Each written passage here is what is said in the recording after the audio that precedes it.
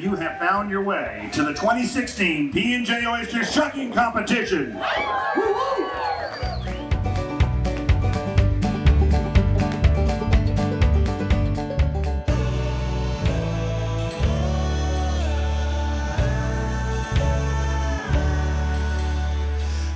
Coming to you today from the Mississippi River and the Oyster Festival in New Orleans. I'm with Greg Reggio, who owns 3 great restaurants in New Orleans, Zia, Mikados, and Semolinas. Greg, welcome to the show. Well, thanks for having me on. We really appreciate you guys coming out here for this wonderful festival. This is the 7th year of the Oyster Fest right here in Wildenberg Park, on the edge of the French Quarter in the wonderful Mississippi River. You can't beat that. It is a great festival about New Orleans food. Tell us, oysters, P&J, what made this work? P&J is the #1 name in high-quality Louisiana oysters. You can't beat them. They are a great distributor and purveyor. They actually are the oldest oyster purveyor in America, not just in Louisiana. They are phenomenal, and they're good. And they know they get their oysters from the great beds all over the state, and they know where the best ones are, and they provide them to wonderful restaurants like mine all throughout the city. Well, you know, what makes our restaurants great down here is the resources that we have. So it's so important that we protect these resources. We protect the coast so that we can have oysters and shrimp. So you just had a great oyster shucking contest. We did. How competitive is that? You know, it's my first year being involved with it from an MC standpoint. I mean, I love raw oysters. I'm always, anytime a restaurant has an oyster bar, I step up to it. These guys were intense. They were working there. It was who could open up the most oysters in 2 minutes, and these guys went in, and they're working fast, sharp knives and all that.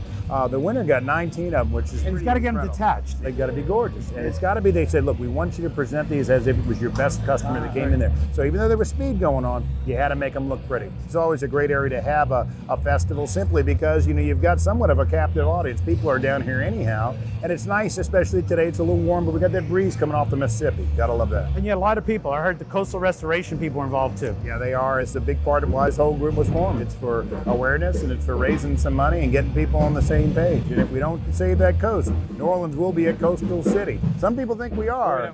We're on the river, but I tell you, we're not careful. Not that many miles, and the marshes are disappearing. The Gulf will be lapping up against Algiers, and we can't have that. Eat more oysters.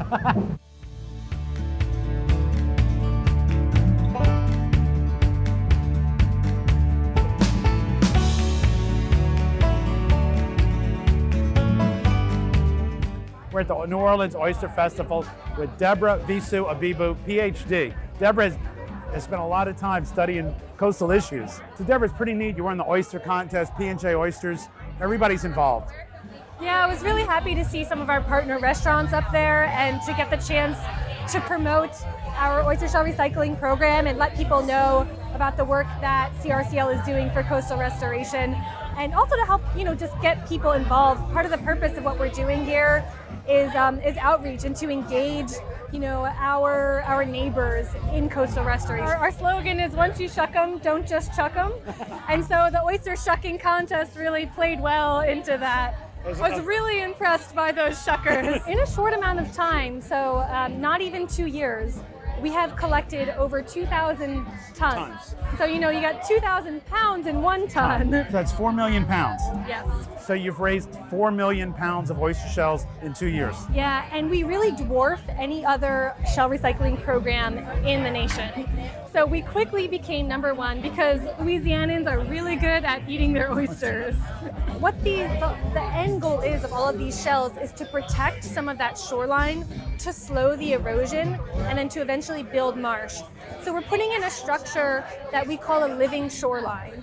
And a living shoreline means that there's going to be living organisms in the protection structure so that it can maintain itself and it'll be more sustainable. So our volunteers put the shell into bags, and the bags go into construction baskets. And as you can see, oyster spat or oyster larvae tend to prefer to settle on oyster shell.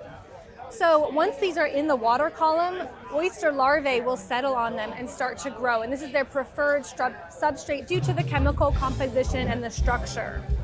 So as these oysters grow on top of each other, they cement together. Sure. And that's what gives the structure its strength. Okay. So then this will attenuate the wave energy and slow the wave energy enough that sediment can settle out behind the reef. So the reef is very close to the shoreline. Then we get added ecological benefits of habitat for fish, habitat for other wildlife like birds when the tide is low, And it increases water quality too, because just a single oyster will filter about 50 gallons of water a day. The Atchafalaya Basin Delta has grown in a big way over the last 30 years. Yeah, and that one wasn't even designed to be a sediment diversion, and it's acting to build land. So we can look to that to see the evidence of success and that there is real potential for this strategy. The Coalition to Restore Coastal Louisiana just hosted the 2016 State of the Coast Conference this past week. And we're getting together lots of minds, politicians, community members, scientists, getting everyone to the table to really explore, what are the risks involved? How do we pay for this work? And how do we make these decisions? Because now is the time to act. There's no more time, to delay. And so we really are going to act as a watchdog to make sure that money intended for coastal restoration is spent on coastal restoration.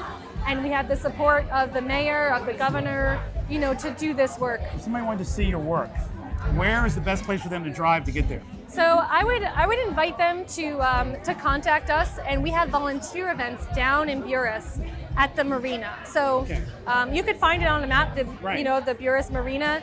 It's we're hosted at the Louisiana Department of Wildlife and Fisheries property. You could definitely see our mounds of shell. You can visit us, crcl.org, see more about the program, learn how you can get involved. We had a great opportunity to meet with Deborah. It was a pleasure. Thank you so much. All right.